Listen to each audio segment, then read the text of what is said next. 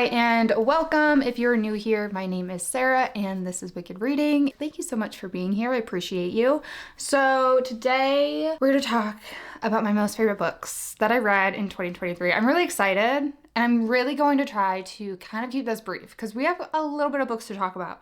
So I did end up deciding to do a top 10.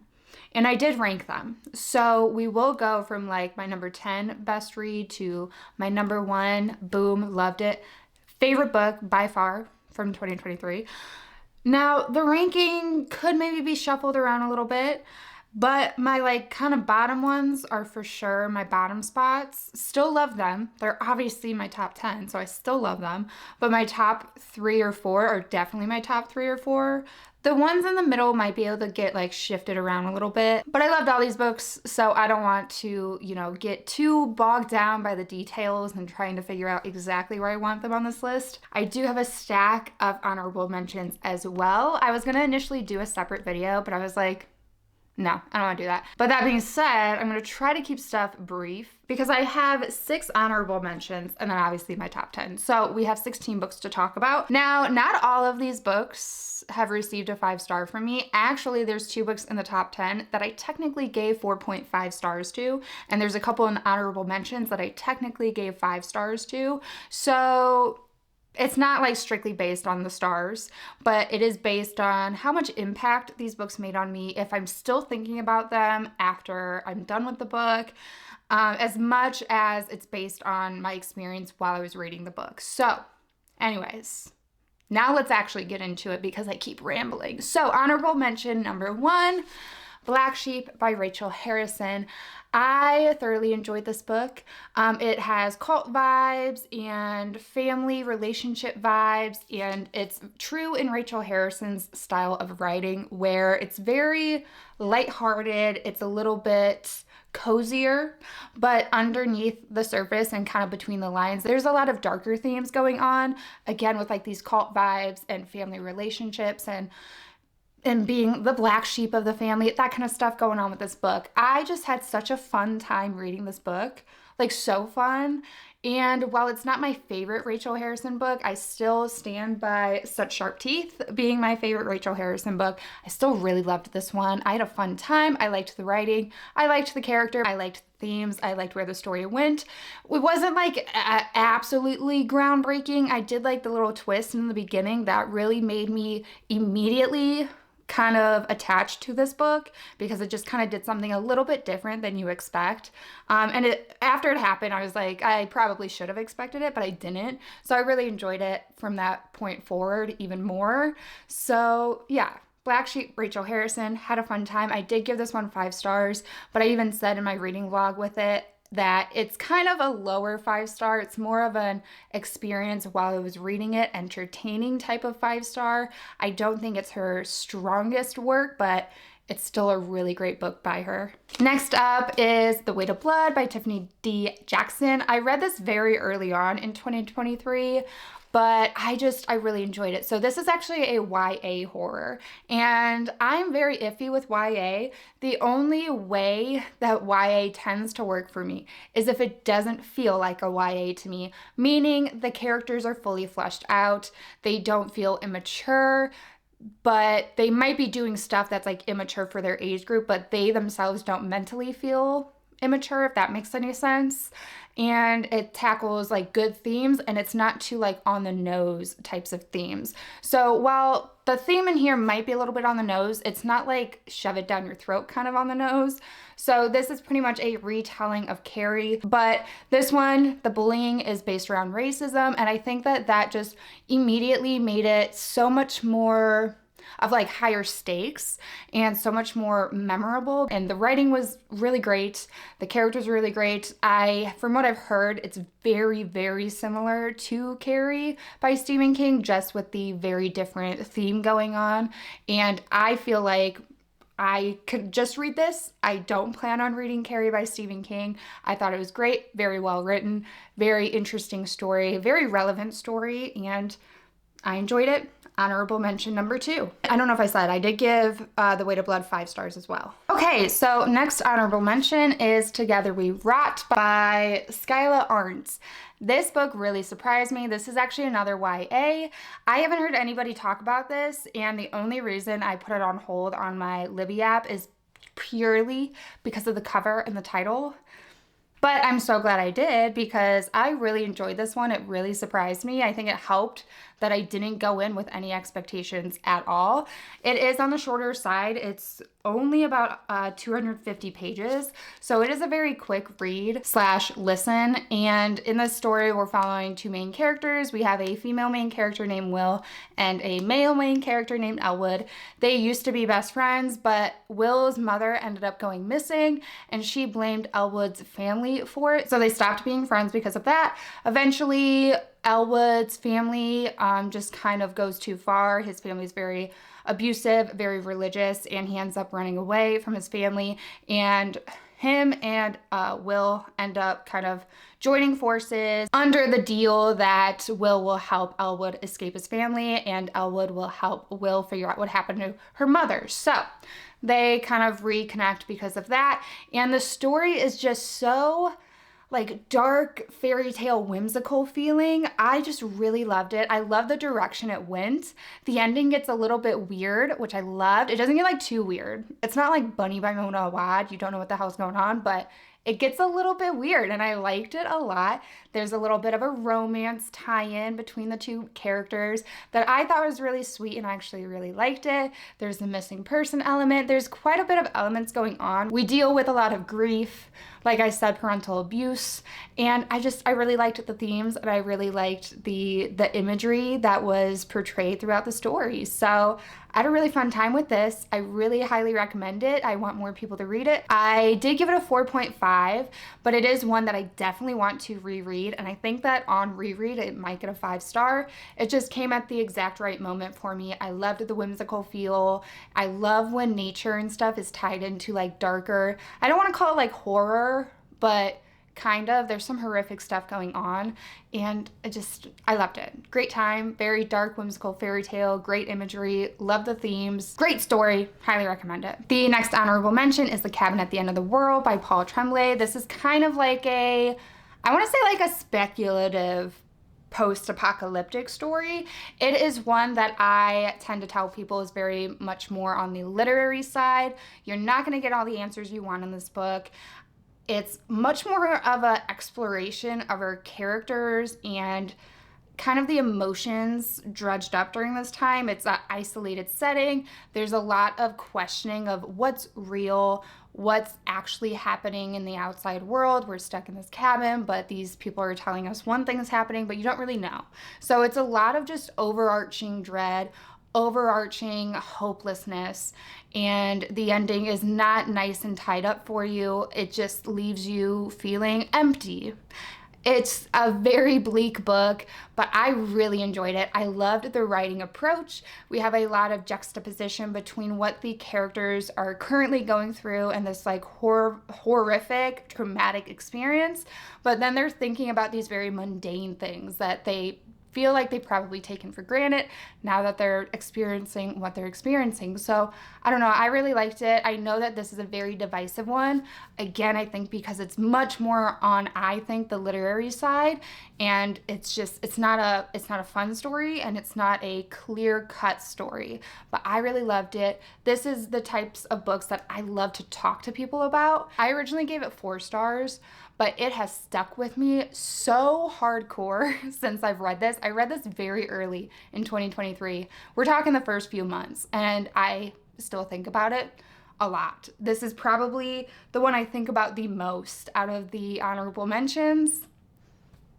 I really enjoyed it. I highly recommend it if it sounds like a book you might be interested in, but it's definitely not going to be for everybody. Next up is another one that I technically gave 4 stars, but another one that I think a lot about, and that is Little Eve by Catriona Ward. This book is probably more so than Cabin at the End of the World. Like, these 2 books together are probably the average lowest rating that I have on these, and the ones that I would not be surprised if they made them to people's like worst of list. Again, this is another one that's not very clear cut. It's very confusing, and it does take on a lot of cult elements as well, but I really was affected by it. For me, this is like what I want a cult book to be. I want to be following this character who themselves believe what's going on, and then they kind of slowly start to realize it's all bullshit. But I totally understand people not loving this. It feels historical. I don't know what time this is supposed to take place, but it definitely feels on the historical side. And I liked the setting. I like historical once in a while, so I liked the setting. I liked the themes. I liked the ominous, confusing feeling and tone that I had throughout the whole thing, but it does tie together in the end. But again, because it's like Catcher in a Ward, it might come together for you and it might not. Yeah, I don't know. I liked it, so it's an honorable mention for me. The last honorable mention is the only book I don't own physically, because let's be honest, the cover is so ugly. Can we get a reprint? Can we get something for this book? Because it deserves respect. And that is the Mindfuck series by St. Abbey. This one I really, really enjoyed, but it is very corny. It is very corny but like it just feels right. It just feels right, and I still just really enjoyed it. So this book very much is like Dexter meets Criminal Minds. So we have a romance that happens between this FBI profiler and this woman serial killer. And what I love about this is a very dark book, but the romance itself is not dark. They're quite healthy, other than the fact that he doesn't know she's a serial killer, and like we do, but that's the only thing. Not a big deal, right? Anyways, so she's like serial killing these people that did her wrong, like so wrong, so many trigger warnings. This is a very much like good for her revenge story, and if you know what I'm saying, you know why that revenge is happening. There's some god-awful people in this story that she is out to get for good reason. Good for her. I loved it. I really had a good time, but it is very corny, and it's not like the best written book by any means at all, but the enjoyment level was just so high for me with this one. Okay, so honorable mentions out of the way, let's get to the top 10. So in the number 10 position, I have the Cotton Candy Massacre by Christopher Robertson. I really enjoyed this one. This is pretty much just a slasher with supernatural elements with killer clowns. So I feel like that's all you really need to know going into it. There's a little bit more backstory there, but it's a slasher with killer clowns. I thoroughly enjoyed this. I will say it's on the longer side. It could have been a smidge shorter. The reason it's so long is we do follow a lot of characters, and it took me a minute to kind of get into the groove of the story because it's very like whiplashy. It's very cinematic because you get like a page of one character and then all of a sudden you're reading from another character and then you're seeing these characters. So in the beginning, it was very much like, oh my God, we're jumping back and forth so much. So it took a second to get used to that. And there's a lot of characters we jumped through. But in the end, I really enjoyed it. The body gore in this book, so effective for me. There's a lot of skin stuff. There's a lot of blood.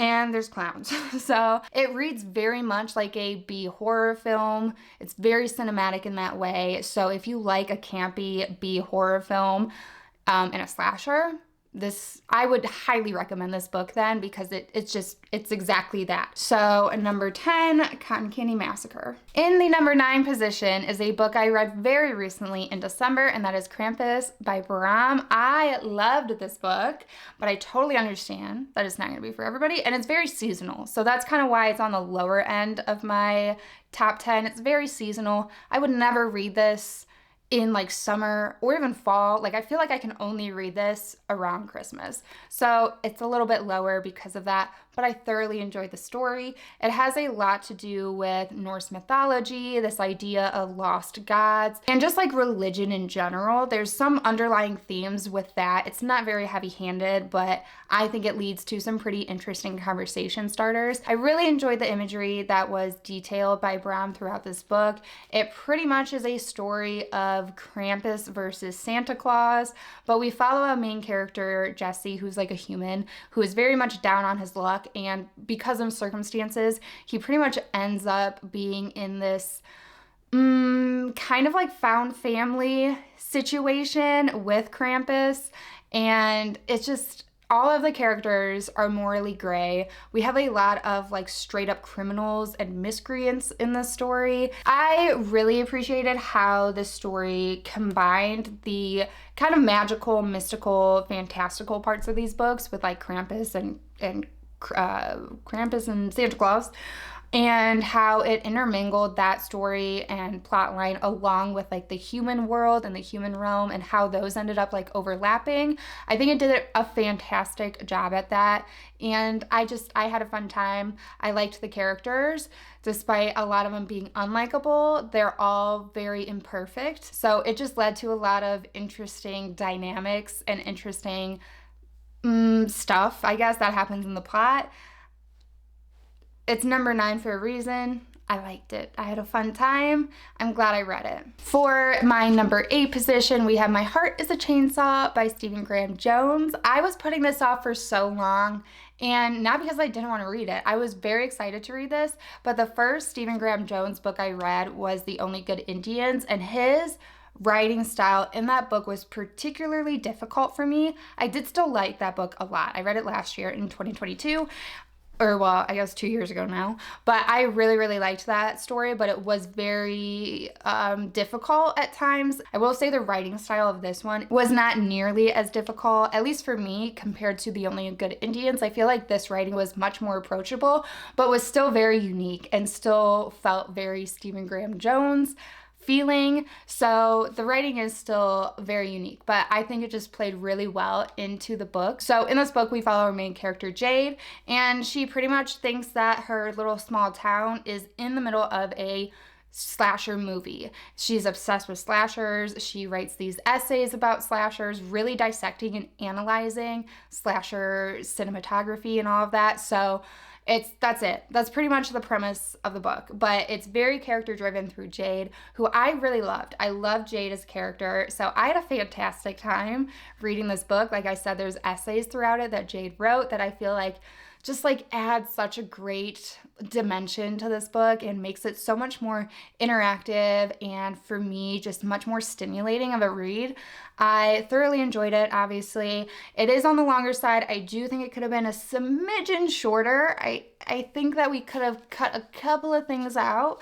But I still overall really enjoyed the story. I did technically give this one a 4.5, but it has stuck with me. I'm so glad I read it. I cannot wait to get to the sequels. I have no idea what to expect with the sequels, but I loved this one. But this is another one, I totally understand people not liking it, because while it is like a slasher, it's so character driven for vast majority of this book that don't go into it wanting a slasher. Go into it wanting a character that loves slashers. I think if you go in wanting that more so, you might appreciate the book a little bit more, but it's for slasher lovers. There's so much talk about those classic 80s horror slashers with like Michael Myers, Jason, all of them. So great time.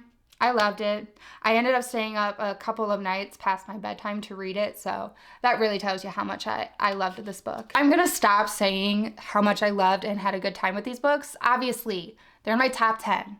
Get it together, Sarah. Stop repeating yourself. Moving on, this is my only romance that I have on this list. This list is very horror driven. I feel like I was very much in a horror era of 2023. I do have a couple of fantasies here, and I'm definitely entering more of my fantasy. I've already read a fantasy going into 2024, and I loved it already, so I'm definitely going to try to lean more into my fantasy that I love and appreciate. I don't want to completely cut horror out, but I do want to to give more time to my fantasy and to like my unhinged women, weird women literature. But anyways, all that's to say, this one's a romance, Magnolia Parks by Jessa Hastings.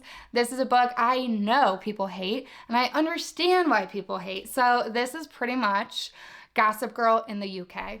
That's it.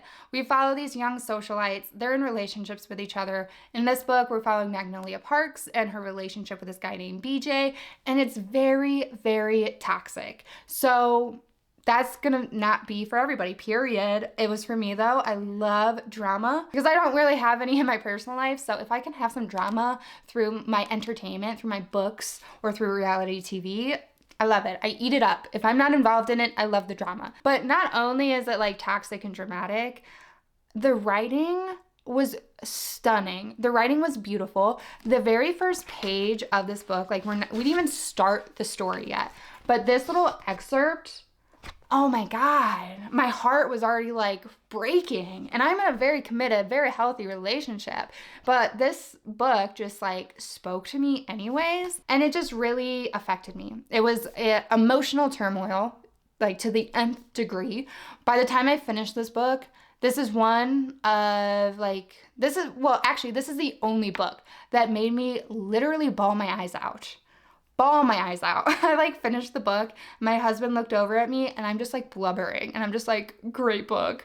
The way that this ends, oh my God, jaw on the floor, gagged. I was so affected. I was so enthralled with this book and this world and these characters. I will say I totally understand people thinking that these characters are annoying because they are. They piss you off and then you root for them and then they piss you off some more. You're like, what are you doing? Stop it. But I don't know. It got to me. It affected me. I thought the writing was absolutely stunning, beautiful, gorgeous. Actually, as soon as I finished the book, I like tabbed this book quite a bit. But my first round through a book, I will typically only tab and I will only start highlighting and like physically writing in this book if I'm like, this is it. This is a 5-star. This is the book for me. This book was really early on in my annotating days, so I was like still a little too nervous to write in books. But right when I finished this, I wanted to reread it and go through and highlight everything. I really liked this book, and I do want to say this particular one is on this list for a reason, and there might be a book in this series that makes it to a different list for me. So this book is it. All right, moving on.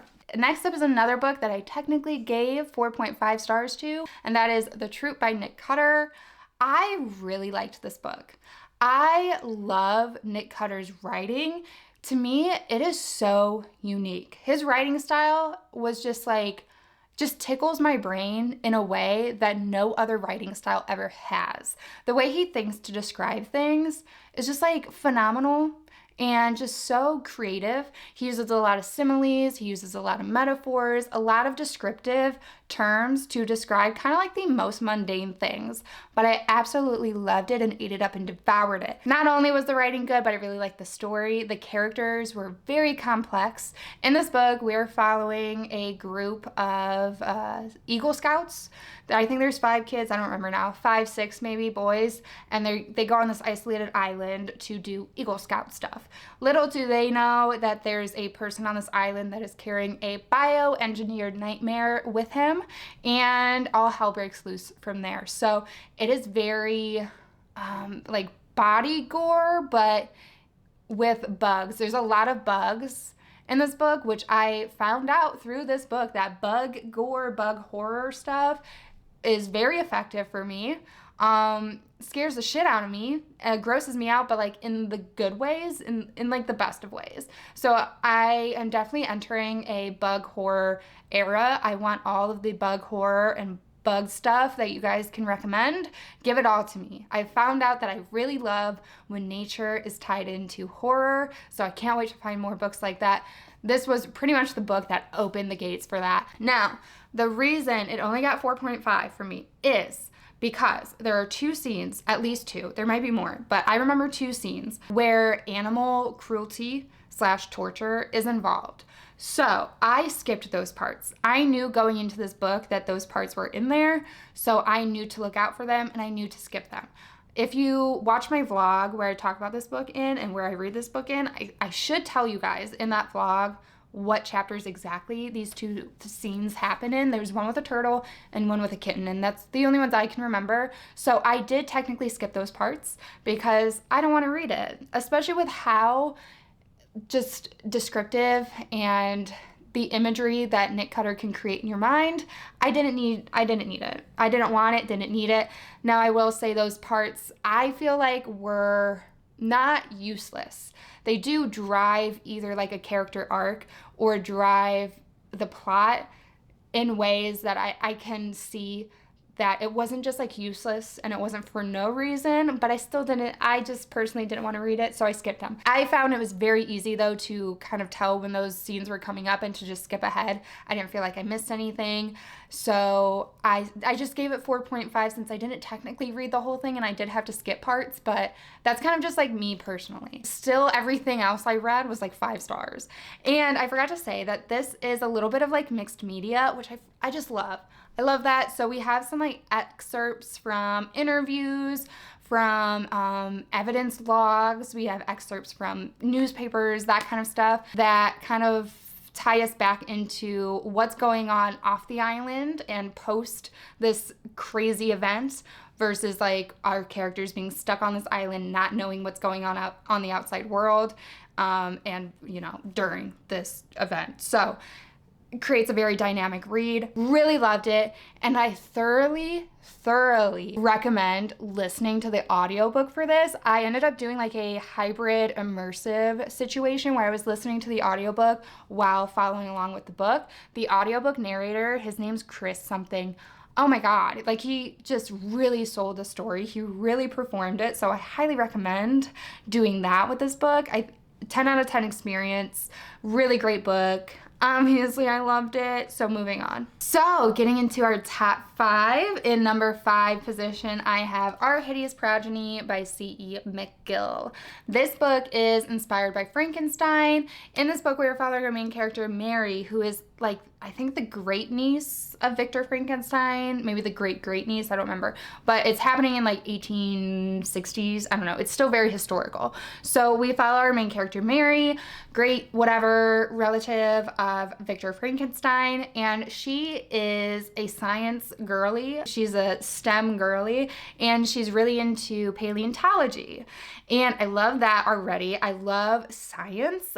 That's another one. I want to get more into like science horror and science stuff. So I really love the science setting in a historical setting because it's like during the time of paleontology becoming an area of study and such a time of discovery before so many other discoveries. So I really love science in a historical setting because it's so interesting to me. I am in like a science field and my undergrad was in chemistry, so I love science. So you do have to kind of like science or at least find it a little bit interesting because the first like third of this book is purely exploring Mary and her paleontology and her interests, a little bit of her growing up. Victor Frankenstein does not get mentioned until like 33% of the way into this book, so it's very much character driven for a while. So a lot of exposition, which I love. So it is like slow. It's a slower book. It's not going to be for everybody because it's slow, it's historical, it's science. And then it like gets into like the Victor Frankenstein stuff. But I just loved Mary as a character so much. I love women in science, especially in this time. She really has to kind of live through her husband, who is like a scientist, and because he's a man, he's taken seriously and he can actually like write papers and stuff. So she kind of has to like live her science interest a little bit through him and kind of in the shadow of him. And there's this one chapter in this book, I don't remember what it was, but I took a screenshot of it because I originally listened to this on audiobook, which I really love too, and it was just filled with female rage. And I was eating it up. I was literally listening to it while I was walking in the grocery store, and I was like, hell yeah, Mary, get him, get him. So it's like just really great. If you like anything that has to do with like women in science, feminist kind of stuff, but then also you like paleontology and you like stuff inspired by Frankenstein, I loved it. I had a great time. I loved it so much that after I listened to the audiobook, I bought a physical copy of it because I needed it on my shelves. It was just so good. And then actually, I think initially I was going to give it a 4.5. I was feeling like a 4.5, mostly because of like the slower start. But then the author's note made me appreciate this book like just so much more. And just everything C.E. McGill said in the author's note, I was just like, yes, we're doing 5 stars. So the author's note really sold me, but I loved this book the whole way through. Obviously, it made the top 5, so Our Hideous Progeny. Next up was a book that was not even on my radar. The only reason I read it was because it was for a book club, and that is The Curse of the Reaper by Brian McCauley. In this book, we were following one of our main characters. I forget his name. I know, I'm horrible. I love these books, but yes, I do forget characters' names, okay? But in this book, we follow it's Howard. It's Howard. So we follow our main character, Howard, who in the 80s played a like famous slasher movie character, the Reaper. So he played the Reaper in these 80s slashers, and it's like present day, and they decide they want to kind of reboot the series, and they're gonna go with like this younger actor who is like a childhood star, but he's like in his 20s now, and he's dealing with addiction and sobriety and trying to kind of balance that in his life. So this book is written by and for 80s horror slasher lovers. This has very similar vibes as My Heart is a Chainsaw. Like these two books, if you like one or the other, you should read the other one. These two books are very much homages to those 80s slashers that we all love. This one takes it an extra step where it has like its own movie franchise within the book, and we have chapters that are movie scripts from those Reaper movies. And it's just so fun because you can tell exactly what movies the movie scripts are kind of poking fun at, but at the same time really respecting. So it was just a great time. There's one where it's like the Reaper in space, like Jason X. You totally know what movies that the chapters are kind of like poking at, but poking at in a way that's like using the tropes while respecting the tropes, while laughing at the tropes. It was a great time. Not only that, but the element that dealt with addiction was so impactful for me. Addiction is something that I take very personally, and I think that this book dealt with addiction just so well, to the point where there was a moment where I actually had tears in my eyes. I didn't blubber like Magnolia Parks, but it really, I feel like, highlighted the complexity of being an addict, of loving an addict, and it blew me out of the water. I loved it. And then the slasher's great, and then the 80s movies are great. Everything in this book was phenomenal. It was so cinematic for so many reasons. This was a debut novel, but Brian McCauley was previously, if not, he might still be a screenwriter for horror movies and for sitcoms. And it like shows that really, he nailed it. It was such an easy 5-star for me. I almost have like goosebumps right now talking about this book. Again, it has a lot to do with that aspect of addiction within this book. Did such a great job. And you really care about all the characters, despite some of the characters doing things that you don't want them to do, that aren't good, but you really care about all these characters, and they're so complex, and I could just go on and on. I should reread this book. It just, perfect, loved it. Okay, I am like thoroughly sweating now, so getting into the top 3. At number 3, I actually have 2 books, because they're part of the same series. I read them both in 2023. I gave them both 5 stars, and that is the second and third book, To the Night and Its Moon by Piper C.J. The second book is The Sun and Its Shade, and the third book is The Gloom Between Stars. So, look at that. Look at that. I love these books. I love the series, and I am not apologizing for it. I love this series so much. These characters are just phenomenal. I have never read such complex and deep and amazing character arcs, not only for like the main characters, but also the secondary characters in this series are just so great. I love everybody in this book. So this series follows 2 main girls named Amaris and Knox. When they are young, they are in like an orphanage, which is where they meet as babies. They meet in this orphanage, and they end up growing up together in this orphanage, but the orphanage is very sketchy and actually sells these kids off. So Amaris is considered like fae touched. She's very unique looking. Nobody really knows what her deal is. doesn't know where she came from, anything like that, but they know that she's definitely very unique. She's fae touched. They just don't know how or why. Anyways, so she's like prized possession, and she ends up getting sold to a madam of a brothel for a very high price. But Amaris is like, no thank you, and ends up running away. Well, when she runs away, bestie Knox ends up taking her place to go to the brothel. So now Amaris is in the forest, in the woods, running away, and Knox gets shipped to this brothel. And the story becomes these two girls growing up to be women, and then wanting to find their way back to each other because they are very connected. They were just very close in this orphanage and really care about each other. So it becomes that journey. And we follow these two characters separately on this journey to find each other, and it is just so good. The series is filled with so many fantasy things that I love, so many fantasy tropes, but they're combined in, for me, such a unique way. Granted, I haven't read like that many fantasy series, and this is fantasy romance, by the way. It is fantasy romance, but the romance is extremely slow burn, which I love. I need, mostly, my romance to be slow burn. I need to care about these characters. I need that romance to just be so powerful when it gets there, to be like, so like, yes, finally. There needs to be so much tension and build up to that point for me, and this series fucking nails it. It's slow burn. It includes bisexual relationships, which I freaking love, and it's just been such a great time. I love the creatures, I love the fantasy, I love the politics, I love the characters, I love it all. Now I will say, probably number 2, The Sun in Its Shade, I probably enjoyed maybe a little bit more. It is just so action-packed. These books are so action-packed, so you do not get bored at all. But The Gloom Between Stars, I still really loved, but it does take a moment to slow down a little bit, and there's kind of this moment of lull between possible war brewing, pretty much. So it kind of takes a moment to slow down, and this is the book where we really focus on our characters' relationships and our characters' internal conflicts, and just so much has happened up to this point that they just kind of have to sit and deal with it and like figure out what's going on. So this book takes a moment to slow down a little bit, but don't get me wrong, it is still extremely action-packed in the beginning and extremely action-packed at the end.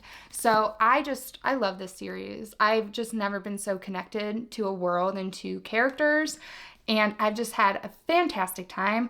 Not only that, but the writing. Okay, the writing in the first book, they needed another editor. They needed a few more rounds of editing. I will give it that. The first book is not perfect, but it was like a perfect experience nonetheless. And I still gave the first book 5 stars.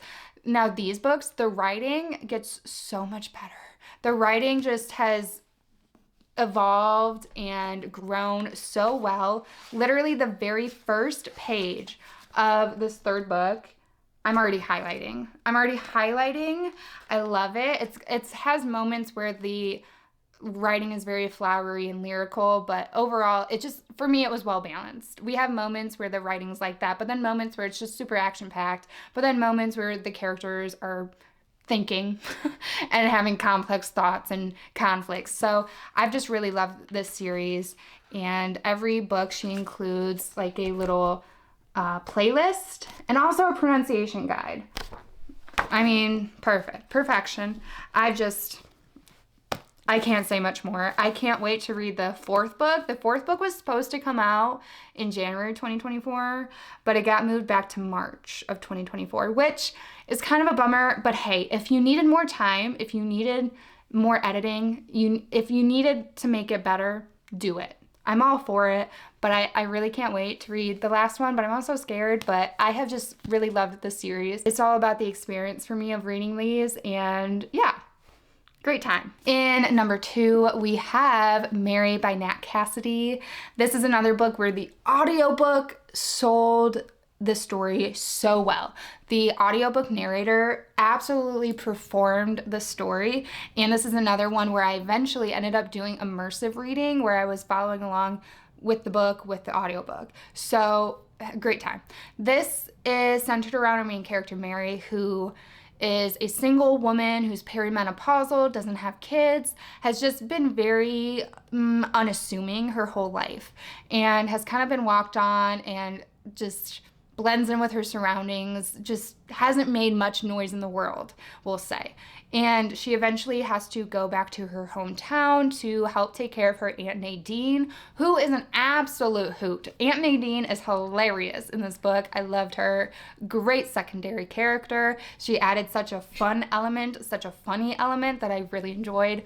So she ends up going back to this hometown, and the hometown is weird. It's a place where these really horrific serial killings happened, and then there's this really strange like religious group in this town, and there's kind of a lot of elements in this book. We have serial killers, we have some supernatural elements, but at the core of the story was female rage.